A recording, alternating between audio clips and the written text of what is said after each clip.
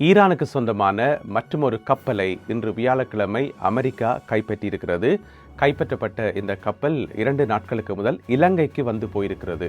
எனவே இந்த கப்பல் சம்பந்தமாக கிடைக்கப்பெற்ற மேலதிக தகவல்களை, முழுமையான விவரங்களை இந்த காணொளியில் பார்க்கலாம். அதேவேளையில் ஈரான் கைப்பற்றிய கப்பல் சம்பந்தமான வீடியோ ஒன்றை அவர்கள் உத்தியோகபூர்வமாக வெளியிட்டிருக்கிறார்கள். நேற்று புதன்கிழமை ஒரு MSCக்கு சொந்தமான கப்பல் ஒன்றை கைப்பற்றியிருந்தார்கள். எனவே அது குறித்தும் பார்க்கலாம். அதேவேளையில் ஹோர்முஸ் நீரிணை பகுதியில் தாங்கள் வரி அறவீடு செய்வது சம்பந்தமாக உத்தியோகபூர்வமான தகவலை ஈரான் வெளியிட்டிருக்கிறது. அது குறித்தும் பார்க்கலாம். இந்த செய்திகளுடன் மேலும் ஒரு சில செய்திகளும் தகவல்களும் இன்றைய உலக செய்தியில் காத்திருக்கின்றன. தமிழடியான் வேர்ல்டு யூடியூப் சேனலுக்கு உங்கள் அனைவரையும் வருகவென அன்புடன் வரவேற்கின்றேன். வாருங்கள் காணொளிக்குள் போகலாம். கப்பல்கள் கைப்பற்ற கதை இப்போதைக்கு ஓய போறதில்லை போல நடக்குது. இன்றைக்கு வியாழக்கிழமை பார்த்தீங்கன்னு சொன்னால் இந்து மகா சமுத்திரத்தில் வச்சு ஈரானுக்கு சொந்தமான ஒரு கப்பலை அமெரிக்க கடற்படை கைப்பற்றியிருக்கிறது. இந்த கப்பலினுடைய பேர் மெஜஸ்டிக் எக்ஸ் என்று சொல்லப்படுற ஒரு கப்பல். இது ஈரானிலிருந்து வெளிக்கிட்டு சீனா நோக்கி போய்கொண்டிருந்த ஒரு கப்பல் என்று சொல்லப்படுகிறது. இது 2 நாளைக்கு முதல் இலங்கைக்கும் போயிருக்கிறது. எனவே அது குறித்து பார்க்கலாம். முதல்ல இந்த மெஜஸ்டிக் எக்ஸ் என்று சொல்லப்படுற கப்பல் அமெரிக்காவால் ஆஃப்கோர்ஸ் தடை செய்யப்பட்ட ஒரு கப்பல். 2024ஆம் ஆண்டில் இது தடை செய்யப்பட்டிருக்கிறது. இது கயானா நாட்டு கொடியுடன் பயணம் செய்கின்ற ஆனால் ஈரானுக்கு சொந்தமான கப்பல். இது முழுக்க மசகு எண்ணெய் ஏற்றுகின்ற ஒரு கப்பல் என்று சொல்லி, ஒரு டேங்கர் என்று சொல்லப்படுகிறது. அப்போ சீனாவினுடைய சுசான் என்று சொல்லப்படுற ஒரு துறைமுகம் நோக்கித்தான் இது போய் கொண்டு வந்திருக்குது. எப்போ போய் சேரும் என்று சொல்லி பார்த்தீங்கன்னு சொன்னால் மே மாதம் 6ஆம் தேதி இரவு 11 மணிக்கு சீனாவை சென்றடையும் என்று சொல்லித்தான் அந்த நேர அட்டவணை போடப்பட்டிருந்தது. இடையில பார்த்தீங்கன்னு சொன்னால் இலங்கைக்கு காலி துறைமுகத்துக்கு 4 மணித்தியாலங்களும் 15 நிமிடங்களும் அங்கர் பண்ணப்பட்டு, அதாவது நங்கூரமிடப்பட்டு ஓய்வெடுத்திருக்கிறது இந்த கப்பல். எப்போ என்று பார்த்தீங்கன்னு சொன்னால் நேற்று முன்தினம் ஏப்ரல் மாதம் 21ஆம் தேதி பிரித்தானிய நேரம் பகல் 1 மணி 4 நிமிடத்தில் இருந்து மொத்தமாக 4 மணித்தியாலங்களும் 15 நிமிடங்களும் காலி துறைமுகத்தில் தரித்து நின்றுவிட்டு அதுக்கு பிறகு தன்னுடைய பயணத்தை ஆரம்பித்திருக்கிறது. அந்த பயணம் ஆரம்பித்து கொஞ்ச தூரம் போயிட்டு கிட்டத்தட்ட இந்தோனேசியாவுக்கும் இலங்கைக்கும் இடைப்பட்ட கடலில் போய்கொண்டிருக்கக்குள்ளதான் இன்றைக்கு அது அமெரிக்காவினுடைய இந்தோ பக்கம் என்று சொல்லப்படுற ஒரு கட்டளை பீடம், அதாவது இந்தோ பசிபிக் கட்டளை பீடம், அதனுடைய சுருக்கம் தான் இந்தோ பக்கம், அவர்களால் கைப்பற்றப்பட்டிருக்கிறது. இப்போ நீங்கள் வீடியோவில் பார்க்குற மாதிரி இது இப்பொழுது கைப்பற்றப்பட்டு ஒரு குறிப்பிட்ட இடம் நோக்கி அழைத்து கொண்டு செல்லப்படுவதாக சொல்லப்படுகிறது. இந்த கப்பலுக்கு ஒரு பழைய பேர் இருக்குது. 2024ஆம் ஆண்டுக்கு முதல் இருந்த பேர் ஃபோனிக்ஸ் என்று சொல்கிறது. அதுக்கு முதல் பார்த்தீங்கன்னு சொன்னால் பசிபிக் கிங்டம் என்று சொல்லி ஒரு பேரில் இருந்தது.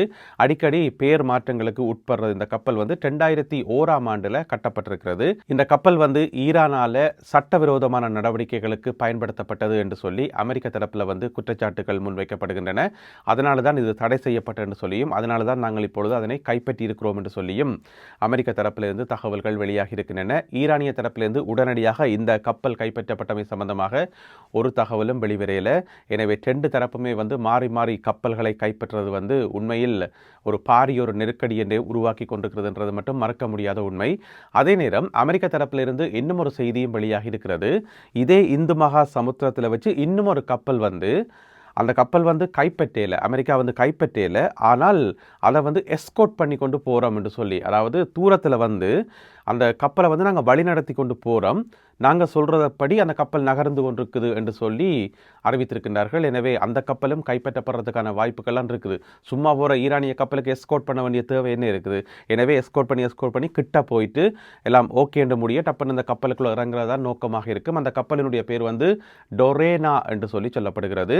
அந்த கப்பலை பற்றின முழுமையான விவரங்களை நான் அடுத்த காணொலியில் சொல்கிறேன். ஏனென்று சொன்னால் இப்போதைக்கு அது அமெரிக்காவால் எஸ்கோர்ட் பண்ணப்படுது. வேறு எந்த விதமான தகவல்களும் கிடைக்கல. இந்த சம்பவங்கள் எல்லாம் நடக்கிறது கிட்டத்தட்ட ஒரே இடம்தான். எல்லாமே இந்து மகா சமுத்திரம். அதில் பார்த்தீங்கன்னு சொன்னால் இலங்கைக்கும் இந்தோனேசியாவுக்கும் இடைப்பட்ட இந்த ஒரு பகுதியில் தான் நடக்குது. இப்போ ஒரு 2-3 நாளைக்கு முதல் டிஃபானி என்ற ஒரு கப்பல் கைப்பற்றப்பட்டிருந்தது. கிட்டத்தட்ட இதே இடம்தான். இப்போ அந்த பகுதியில் தான் இந்த கப்பலும் அதாவது மெஜஸ்டிக் எக்ஸ் கப்பலும் கைப்பற்றப்பட்டிருக்கிறது. எனவே என்னதான் நடக்க போகுதுன்றதை நாங்கள் பொறுத்திருந்து தான் பார்க்கணும். ஈரானிய கடற்படையினர் தாங்கள் கைப்பற்றிய கப்பல் சம்பந்தப்பட்ட வீடியோ ஒன்றை வெளியிட்டிருக்கின்றார்கள். இப்போ நீங்கள் வீடியோவில் பார்க்குறீங்க மேலே, இதுதான் அந்த வீடியோ. அதாவது MSC ஃப்ரான்ஸ்கா என்ற கப்பலை வந்து நேற்று புதன்கிழமை ஈரான் கைப்பற்றியிருந்தது. இஸ்லாமிய புரட்சிகர காவல் படையினுடைய கடற்படையினர் கைப்பற்றியிருந்தார்கள். இப்பொழுது அந்த கப்பலை நெருங்கி அதிலே சோதனை இடப்படுவது போன்ற காட்சிகளை இப்பொழுது அவர்கள் வெளியிட்டிருக்கிறார்கள்.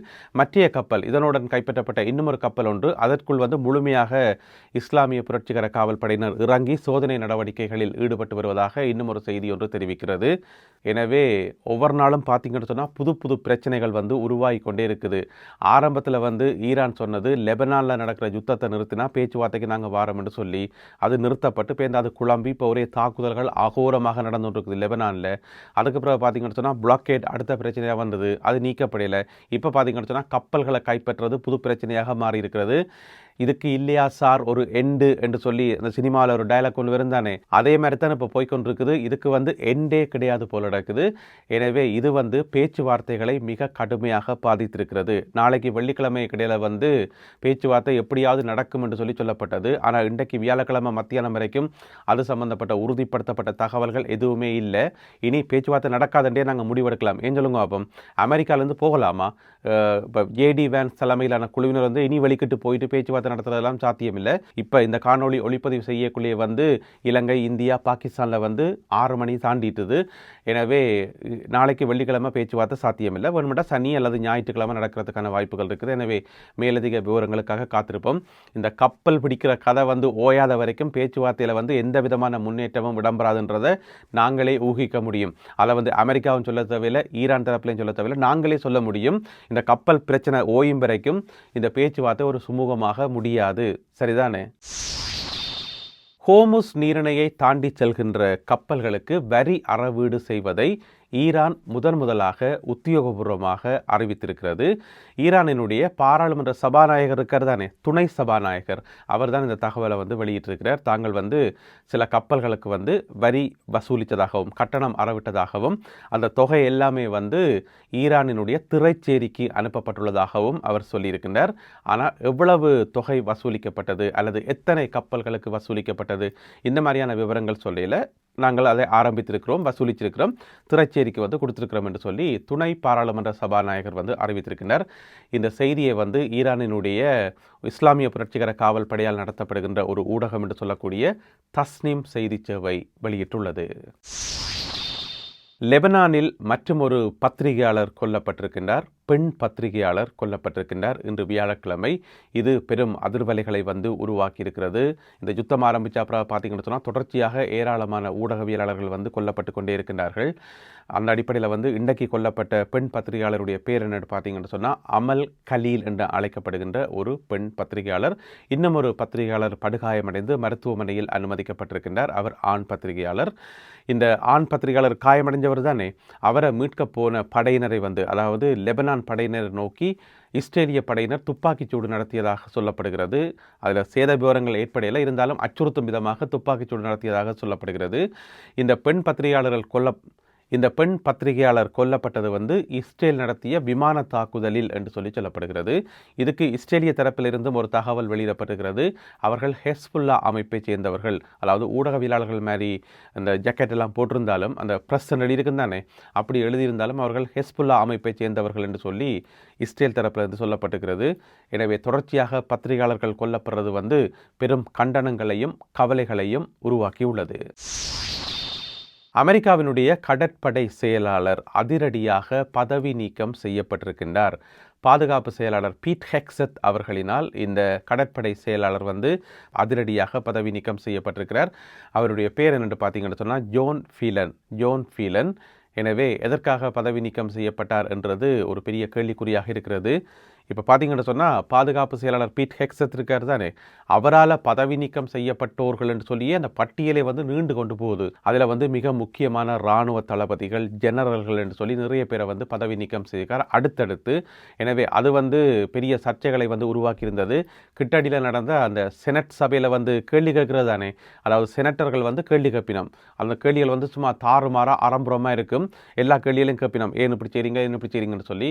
அதில் வந்து கேட்கப்பட்டது எதற்காக எதற்காக எல்லாரையும் வந்து பதவி நீக்கம் செய்றீங்கள், உங்களுடைய இஷ்டத்துக்கு வந்து பதவி நீக்கம் செய்றீங்கன்னு சொல்லி அதுக்கு வந்து பீட் ஹெக்ஸத் வந்து ஒரு சரியான தெளிவான பதிலை சொல்லல என்று சொல்லி ஒரு குற்றச்சாட்டு முன்வைக்கப்படுது. எனவே எதற்காக இந்த பதவி நீக்கம் என்றது ஒரு பெரிய கேள்வியாகவே இருக்கிறது. மேலதிக விவரங்கள் கிடைக்கின்ற போது அவற்றையெல்லாம் தொகுத்துக்கொண்டு இன்னும் ஒரு காணொளியில் உங்களை நான் சந்திக்கின்றேன். அதுவரை நன்றி, வணக்கம்.